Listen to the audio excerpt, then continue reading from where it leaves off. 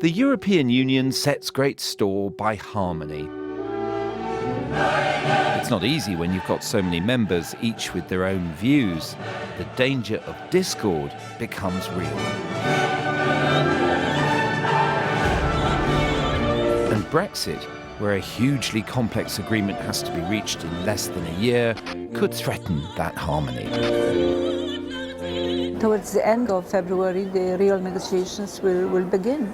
People are saying, oh, we have 11 months. No, we have for negotiations, it's only 8 months practically, because we have to finish the negotiations in October to be ready with all the ratifications. The time is dramatically limited, and like during the last 3 years, we will be repeating that time is indeed an important factor.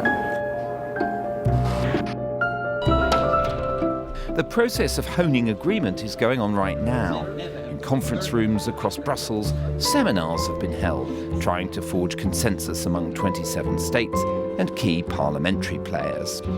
They're closed meetings. The EU doesn't want public spats.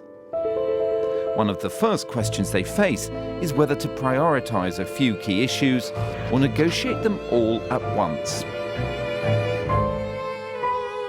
What we need to do now is to get things done quickly, and that requires everything to be argued and negotiated in parallel. There are 20 to 30 different categories of negotiation that need to happen, always have been, and they need to set them up and do them all in parallel. But as the EU process spews out slides of its negotiating principles across all the different briefs, it's also giving signals that it wants to prioritise issues like farming and fishing. It would be ideal if that could all be brought together into one negotiated agreement. But the EU have already made very clear that if we want to do it by the end of 2020, that is not going to be possible.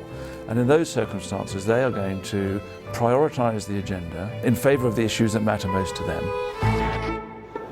Once the sequencing issue is overcome and the different negotiating strands are active, things will soon reach their real crux, which is about divergence. How far the UK moves away from EU rules and regulations versus how far the European side tries to limit what it sees as potentially unfair competition. The Commission will demand fairly stringent compliance with the quote-unquote level playing field. So the standards where the EU will expect the UK to align not only today but also in the future, the labour market, tax, state aid policy, even environmental goals. And that's just simply, I think, a reflection of the fact that EU's thinking is more mature, they've done more work, they're going to be more prepared. In trying to stop a British regulatory race to the bottom, some countries, like France, insist that the UK accept certain areas of EU regulation in perpetuity. What are the chances of that? Just about zero. One of the things I would have liked Boris to have put in the Withdrawal Act was the right of Parliament always to choose to diverge. That's what take back control means. And it doesn't mean we will choose to diverge, but we must always have that right. And on the issue of defending the single market, the EU is likely to find harmony in saying to the UK that the right to diverge, just like actual divergence, will come at a cost. Lots of checks, time-consuming delays, friction for British business. If you want to have a close relationship, and don't forget that more than 40% of British exports comes here to this market, and you have to respect all the norms and standards here if you want to sell here.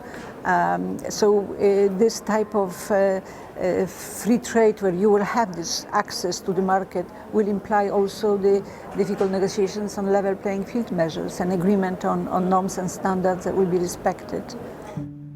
And with the two sides likely to dig in on that issue by summer, a fresh cliff edge or possibility of failure to reach a deal may well loom. Cliff edges is a term designed to scare people, which is why I don't much like it. But there's always a bit of brinkmanship when you deal with the European Union. I mean, they even have mechanisms built in. You know, you go to the last possible minute, the last possible hour, and they stop the clock. You know, they freeze everything until they've got an outcome. So they try and use time all the time. and we must be prepared for that. The Commission, the EU's civil service, can smooth out differences. That's what it does all the time. But most people here feel that the aim of trying to negotiate a broad treaty governing the whole future relationship with the UK is simply not possible in the time available. What the EU is unlikely to do is force the UK out if agreement is lacking in many areas, and that could lead to some creative diplomatic solutions. It may therefore be that you get a sort of de facto and even unspoken blurring of the end of the transition period in 2020, where you have a deal, but you recognise you've got to keep on negotiating some other things. If October's lesson is followed, once the EU has found a common position, it won't bend. So the UK right to diverge could come at a very high economic cost.